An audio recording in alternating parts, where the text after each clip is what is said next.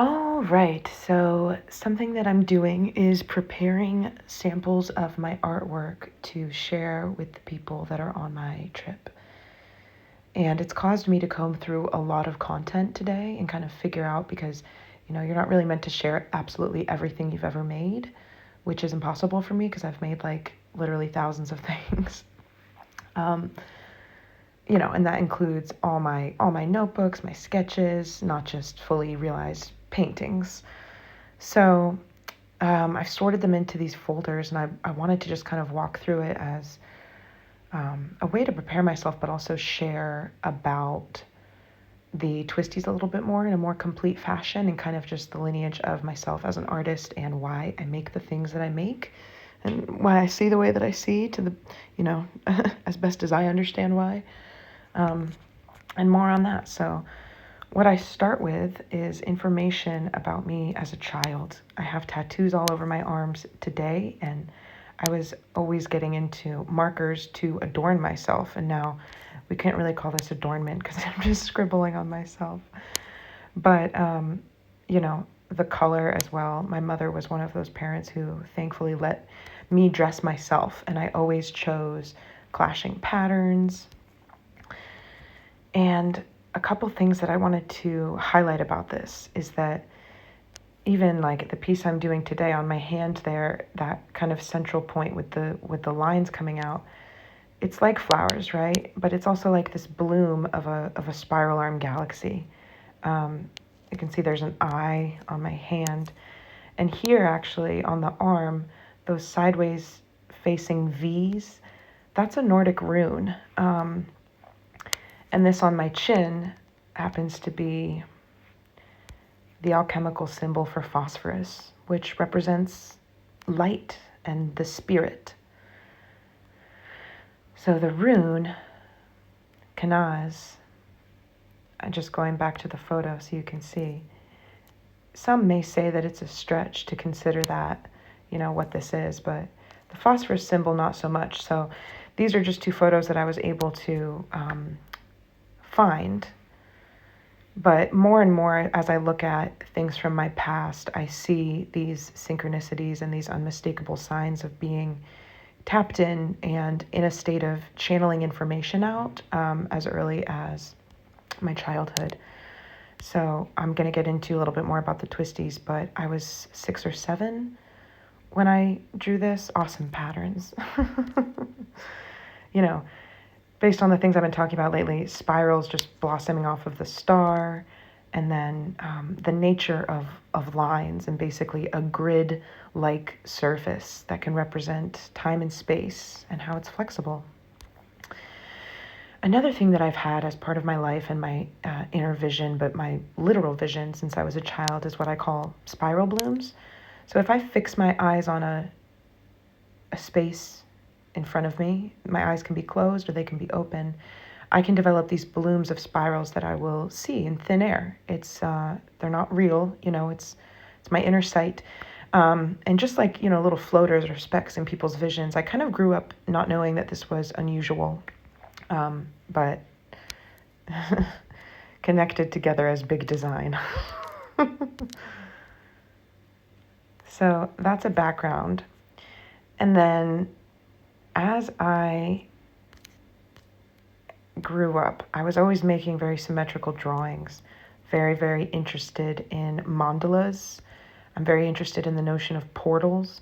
In fact, I was like, who would I talk about if I talked about inspirational people? Hilma af Klint's a big one, Emma Kuntz, Agnes Dennis, and the Book of Dust, which is just a phenomenal, phenomenal piece of work. I highly recommend looking it up. The works of William Blake, Buckminster Fuller, and Albert Einstein, of course. But also different cultures, right? As I've gotten older and traveled the world, I'm fascinated by architecture of churches and kind of the structural builds of those things and how that can play into the structural builds of the universe and small things. Some more mandala-esque things. They're all always freehand. I don't use rulers. I trust the process and I let things come out as they may. These are based on chakras, these drawings. I'm just going to fly through things quickly. Another kind of freehand riff on stuff. Along with The Book of Dust by Agnes Dennis, I'm very inspired by cartography. There's deep, not with navigation necessarily, but the record of space and trying to map things out. Past life energy for me. I made that at Burning Man. All right, so moving right along, this was the first sketch that I ever did of the twisties. And I was in a psychology lecture at school at Carnegie Mellon University, and I was listening to whatever we were talking about. It was personality psychology. And I wish this was better resolution so that I could really see the notes. And, I totally have this journal. I save everything. But this sketch came out, and I was seeing things in a new way as far as representing information that was very conceptual with these swirling torrents of interrelated energy. So how that plays into our conditioning, our triggers, different layers of the mind. I prepared this sketch for this painting, which was it's an exquisite, interesting painting. I ended up selling it over the summer for a price that I think was far too low, if I'm being honest, to a child, a friend of a child I used to nanny for. So it's in a 10-year-old's or a 9-year-old's bedroom. And I love that because it's playful and it's fun. And a lot of my work, as I, started off with showing myself as a child, is an homage to rainbow and like Lisa Frank aesthetic and what I, as a child, really gravitated towards growing up in the 90s and the early 2000s. That hot pink cheetah print type of aesthetic. So these really took over my life for a couple of years when I was in school. I was, borderline obsessed with like a mad scientist thing going on, representing the way they can be fractal in nature and what that meant, what that means, what the implication of that is, how this plays into the Merkaba ideas, the layering of dimensions, the simultaneity of experience, to the point where I was making multiple pieces and trying to fit them together because they just simply couldn't stay on one page, which is why I took to the chalkboard. It really couldn't be confined to just notebooks and sketches. And it also didn't, I do like that rainbow twisty painting, but I like more the rapidness and the immediacy of the chalk drawings because they are just black and white, right? It's more of like a binary code version. And that stripped down representation for me is about the simplicity of something such as grid paper and how every cell in a grid or a graph, they are weighted equally, right? And with the, the chroma of the full saturation, it's not exactly the same. But, I did ceramic sculpture to represent these, kind of combining two of my loves, which is twisties and hands. As Louise Bourgeois said, nothing is as fraught with significance as the human hand. Excuse me. And I found it interesting because, it's actually quite incredible. So let me revert to a different drawing in order to show this. So this one, you see, I did vertical lines and then I swooped the arches across. But they can also be done by kind of lumping on, almost like the Michelin Man, right? These like puffy coils, really, that have more of a presence in the horizontal layering rather than the vertical lines that kind of interrupt them and cause them to extend out. Because the horizontal, those are the things that build them up, right? Creates tension and movement and quicker and quicker and quicker rotation around that spiral ascension movement. Whereas the lines that come down from the peak out and go in to connect to the other ones, that's about the energy that kind of interrelates and ties together. Of course, it's all the same, but my point in sharing that is that I found it interesting that in the same way that I can draw them in different ways, I experimented with building them as made by just coils or working them up to have, this kind where I simply painted it but kind of twisted the clay and then I'm just etching into it. And I did kind of combinations of both. This was exploratory. Really sinking into, simplifying things, making things more complex, building things up, breaking things down, life cycles within that. And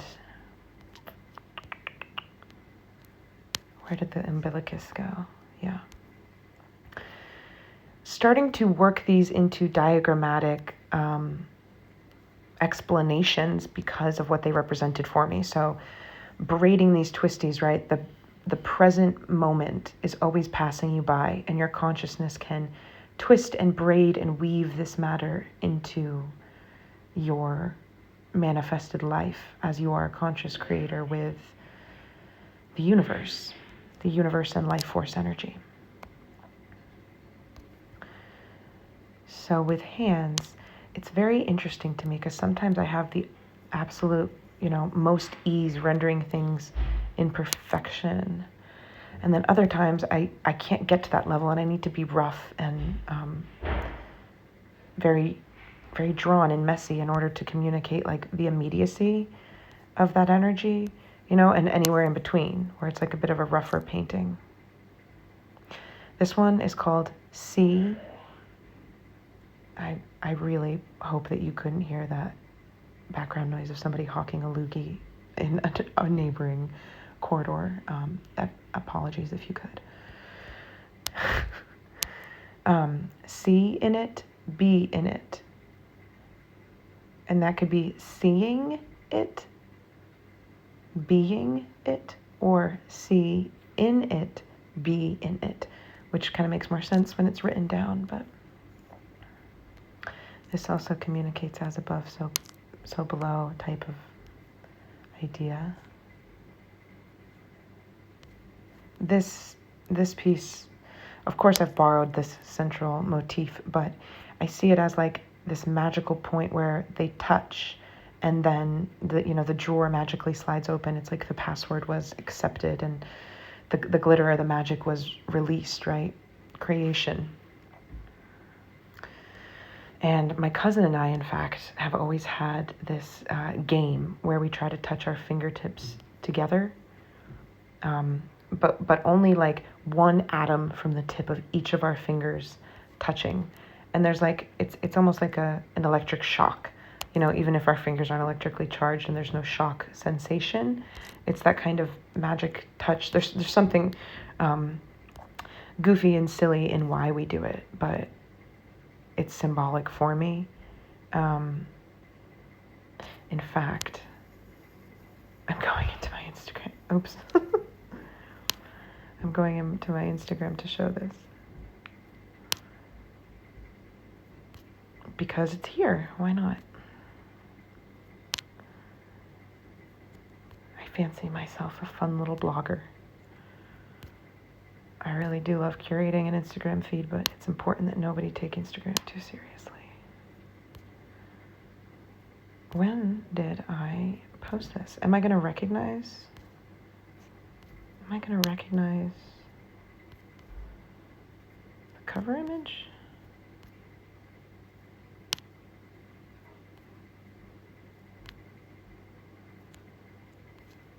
Yeah, here we go.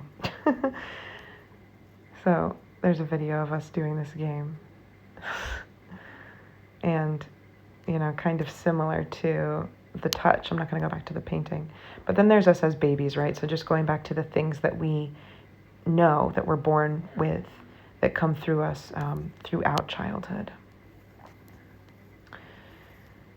And mudras, the idea that we can affect our consciousness and our state of mind with different hand gestures, hand symbols. Then moving on to some of my more well-developed works,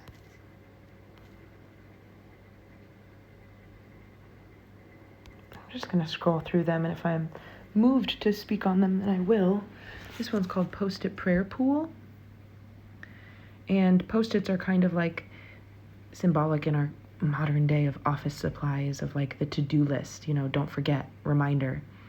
And it's just kind of letting them dissolve into a peaceful state.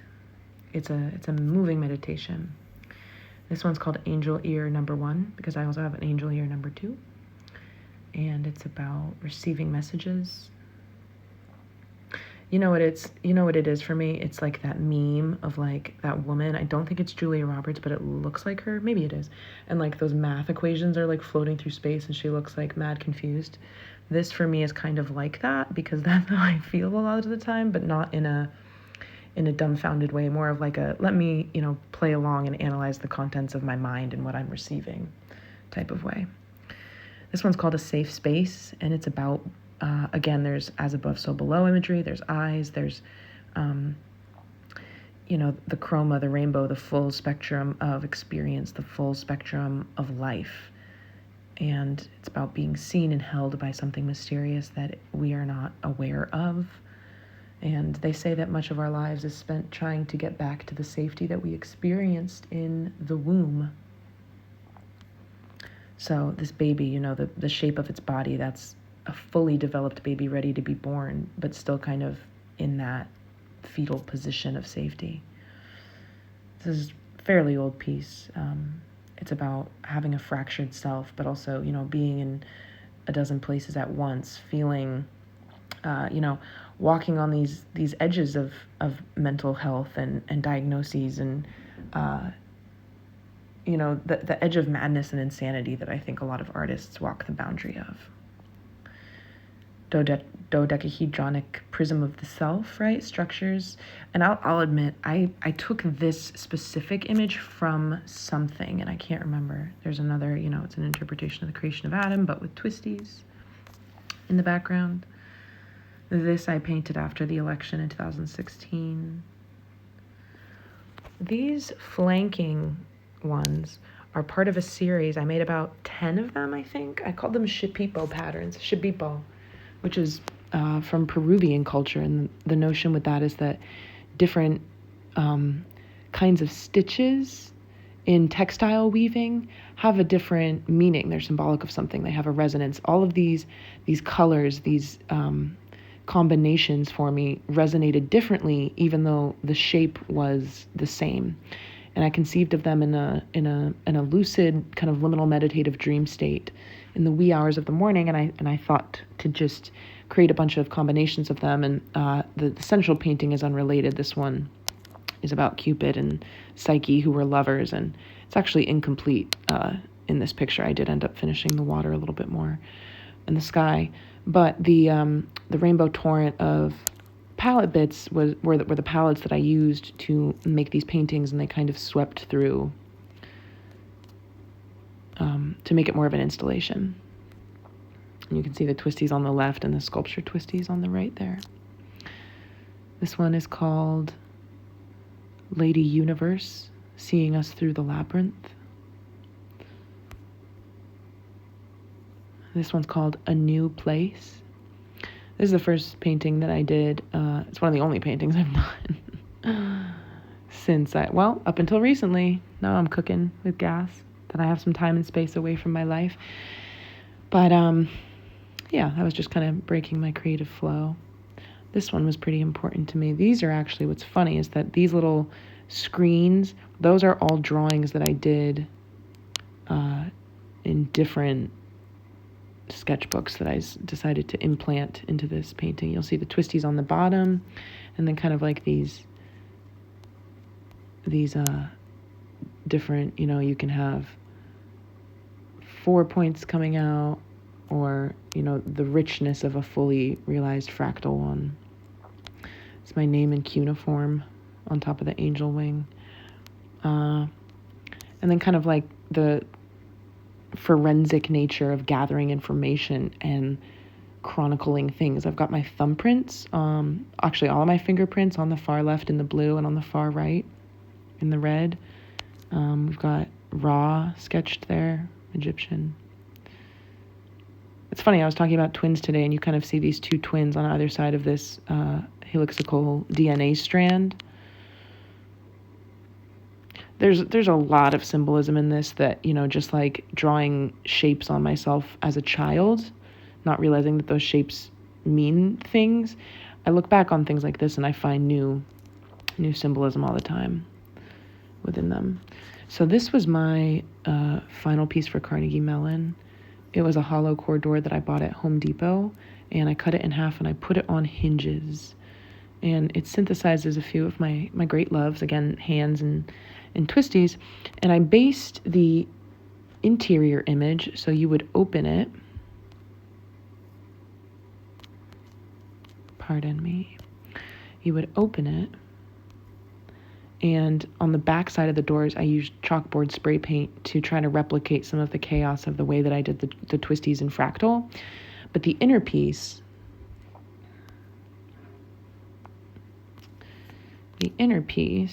well, I guess I'll go back to that, had these angels and then kind of this rainbow twisty torrent coming out of this black hole or this primordial space of nothingness and creating form, right? Creating landscape, creating a dimensional plane that we can transverse and navigate. And I borrowed the angels in the crown. If you look at those, here's a better resolution of them. Borrowed them from a painting by Ernst Fuchs, which I thought I added to this album. There it is. See that crown and those angels. And this painting, I think it was made in the 15th century or the 1500s. People, I think, were shocked by it because of how unusual it was. It's not like a classic depiction. Even of the angels, like these bulbous, interesting shapes. So I liked that because I'm also, a deviation from the norm in a lot of ways. And I'm not strictly Christian or Catholic or any religion, as I've explained, but I do love Jesus, and I'm allowed to say that even if I'm not a Christian. I have a relationship with Jesus in my own way, and I have read, not the Bible in its entirety, but there have been passages in my life when I was 12 and I was camping, and I started coming up with information in quotes, and it ended up being passages from the Bible, and I was channeling out information about the apostles, basically the disciples of Jesus, and I had to ask my parents what the apostles were, and they were like, "Why are you asking that?" I asked my dad. Another thing that I'm focusing on doing as time moves on is creating portals and artworks that are intentionally structured around mirrors and then also crystals, because of how, the crystal point, when you point the peak of it inwards, it amplifies the energy of what it's pointing at. So when you look at yourself and you're allowing, your reflection, you're beholding yourself, it's a kind of like a healing tool of self-empowerment. So making those available on my online shop. Here's one of the other angel ears.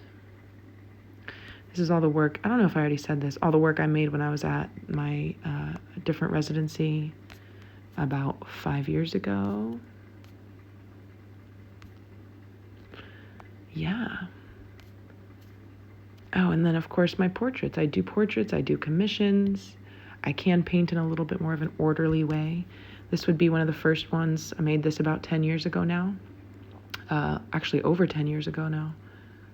And I mentioned this yesterday. A lot of people start with acrylic and then get into oil, and I started doing oil painting portraiture right off the bat.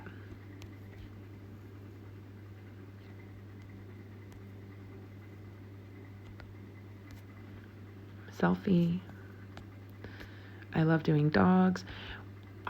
Any differentiation between like quality and crispness, it always has to do with the level of quality of photo that I'm provided. Something I don't think I'll ever be able to give up doing portraiture, even though my passion with my artwork actually lies elsewhere with the other collections that I've been showing up until this point, simply because of the transactional nature and the effect it can have on another person. So in this instance, and one more that I'll share right after this, there was a language barrier with myself and my subject, and there's nothing really that compares to like the expression of surprise and just, amazement that somebody has when they are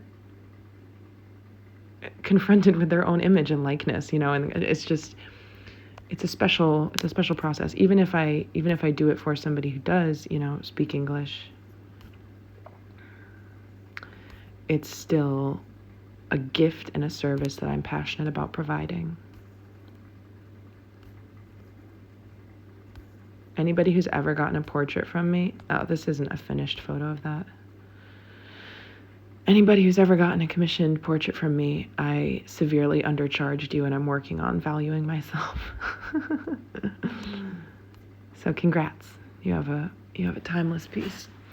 This is another one of the language barriers. I lived with this woman in her home in a remote village in Thailand for a week, and we couldn't, really communicate, but I asked her to sit for me. She hung it up in her house, and I've always wanted to go back there and see if she's there one day. And if she has the picture still. This one was it was a commission for the waiting room of a periodontal office. And that about sums it up. Here I've got, some of the work I mentioned earlier in the beginning about influences. So this is Emma Kuntz. I believe all of it is. And then I think, oh no, that was in,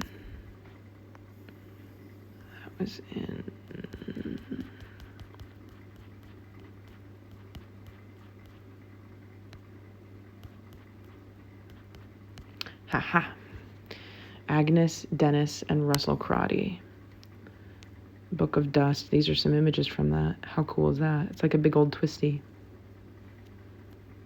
I'm not going to go through this or read it in any type of